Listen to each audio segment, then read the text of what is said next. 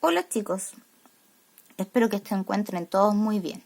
Esta semana en la guía 15 de biología vamos a hablar sobre la importancia de la biodiversidad. ¿Ya? Entonces, cuando nosotros hablamos de la biodiversidad, por ejemplo de la ecósfera, vamos a tener en cuenta que esta biodiversidad se debe al paso de 1.000.000 de años de evolución, ¿ya? Y los seres humanos también somos parte de esta biodiversidad. Pero también somos responsables de que por ciertas actividades humanas esta biodiversidad se haya ido perdiendo en el tiempo producto de la extinción de muchas especies, ¿ya? La biodiversidad es un patrimonio, como dice ahí, irreemplazable. Por lo tanto, lo tenemos que proteger y conservar. Y si nosotros lo conservamos, también vamos a obtener beneficios de ellos. Por ejemplo, ¿qué tipo de beneficios? Los primeros son los beneficios médicos, ¿ya? Mucha de esta biodiversidad nos va a proporcionar principios activos para algunos medicamentos. Por ejemplo, la atropina es un medicamento que se obtiene a partir de esta flor, o esta planta que se llama belladona, ¿ya? También tenemos beneficios del tipo económico.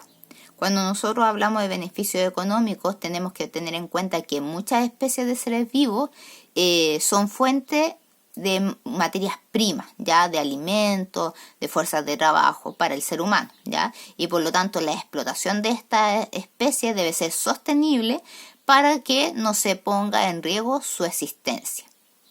Por ejemplo, la tala de los árboles puede aportar beneficios económicos, pero debe ser de manera controlada para así no acabar con esos árboles. También tenemos beneficios científicos, ya que todas las especies que existen en el planeta de alguna u otra forma nos aportan información para comprender la evolución y las características de la vida en la Tierra, ¿ya? Por ejemplo, se estima que la mayoría de las especies del planeta corresponden a insectos, ¿ya? Y muchos de estos aún no se han descubierto, así que es importante ahí tener en cuenta ese dato.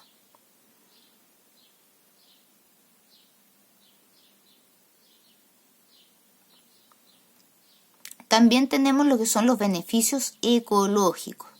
Tener una gran biodiversidad va a garantizar la estabilidad de los ecosistemas, ¿ya? Porque nosotros ya vimos lo que son las cadenas tróficas. Cada una de las especies en este ecosistema va a tener un papel fundamental en su equilibrio, ¿ya? Y por lo tanto la pérdida de cualquiera una de estas especies va a poner en riesgo el ecosistema completo. Por ejemplo, aquí la actividad de los castores genera nuevos hábitats para las especies de los bosques. Y aquí yo les dejo, por ejemplo, aquí habla sobre los estados de conservación de las especies.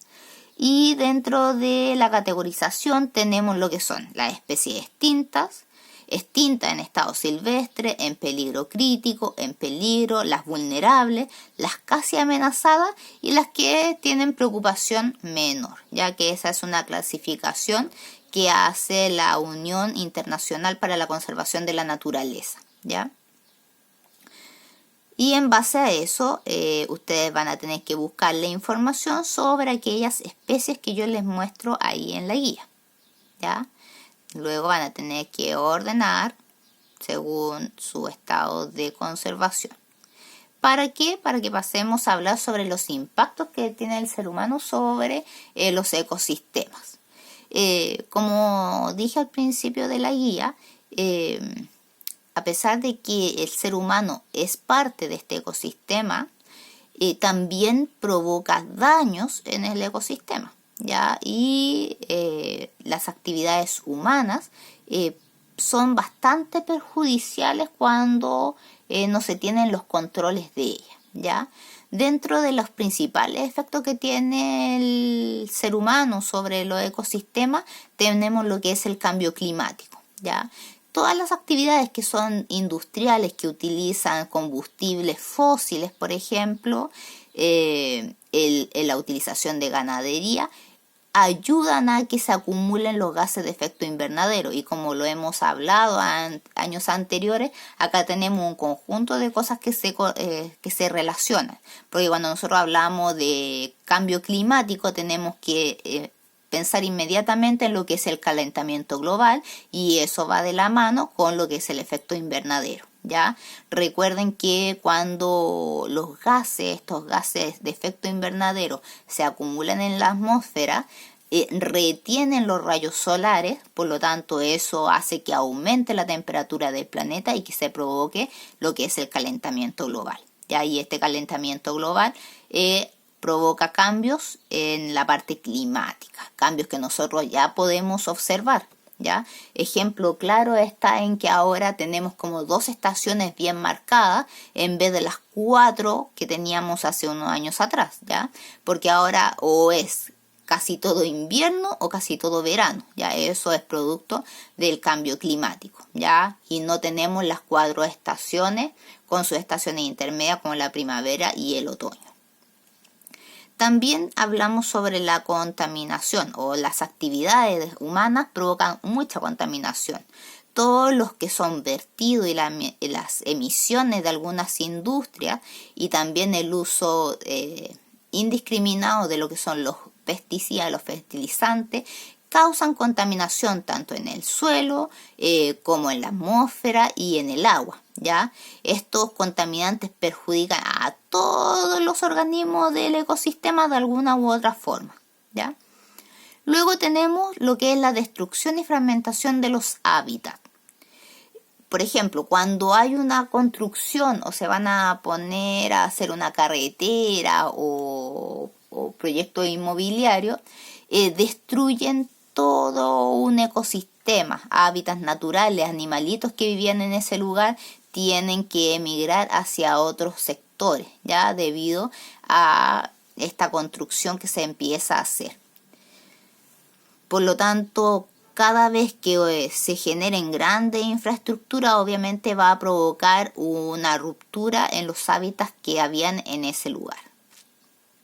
También tenemos lo que es la sobreexplotación, ¿ya? La captura excesiva, por ejemplo, de animales o vegetales, obviamente van a producir un desequilibrio ecológico. Ya sabemos que cada uno de los seres vivos, de las especies, cumple un rol fundamental dentro de un ecosistema. Entonces, si alguno de ellos es capturado en forma excesiva, su número va a reducirse en forma muy notoria, y por lo tanto el ecosistema se puede ver desequilibrado. ¿Ya? Por ejemplo, la sobrepesca obviamente va a poner en peligro las poblaciones de muchas especies. ¿Por qué? Porque esos peces que son capturados en forma masiva son alimentos de otras especies y a la vez controlan y se alimentan de especies más pequeñas. Y tenemos lo que son la introducción de las especies invasoras, ¿ya?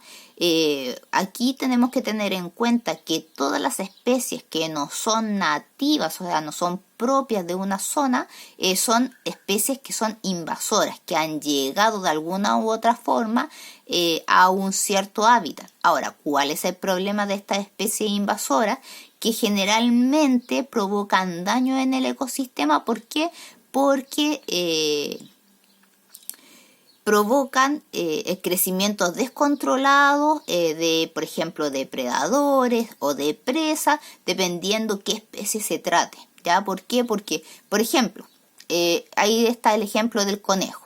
El conejo es una especie introducida, ¿ya? Que viene de un ecosistema principalmente de Australia. Por lo tanto, este animalito se alimenta de vegetales, y estos vegetales, por un lado, les quita el alimento porque los conejos se reproducen en mucha cantidad, y por lo tanto una gran población de conejos va a generar que se reduzca la cantidad de pasto que consumen otras especies, ya especies que son nativas. Generalmente las especies nativas se ven perjudicadas por la introducción de las especies invasoras. El mismo caso de los eucaliptus, ¿ya? Los eucaliptos es una especie invasora que consume gran cantidad de agua, por lo tanto todas aquellas plantas o árboles que son nativos y es que están alrededor del eucalipto mueren porque el eucalipto consume todo el recurso de agua que podrían tener esos otros vegetales. Y en base a eso ahí les dejo esas actividades para que ustedes analicen y puedan responder. ¿Ya? Esta guía, chiquillos, tienen hasta el domingo 23 para entregarla. Ese correo que aparece allí es en mi nuevo correo. El anterior ya no me recibe nada, está totalmente colapsado. Así que envíen todas las actividades a ese correo. Que tengan una muy buena semana.